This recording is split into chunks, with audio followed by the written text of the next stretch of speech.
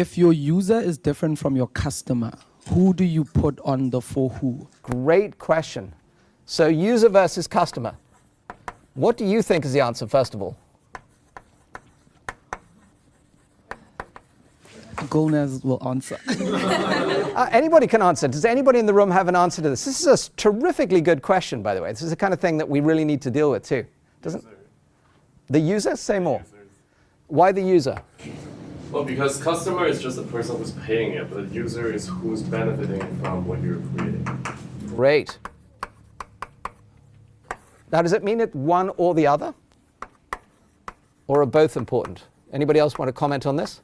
Yes, go ahead. I think when your user is not your customer, you actually have to satisfy two different value propositions. You have to provide value to the initial funder, whether that's philanthropy or government, but you also have to provide value to the user so you have uptake. Okay, so this is really important. This, which is, I'll just use the word pull. You need the pull from the user. If the user's not using it, nobody's going to pay for it.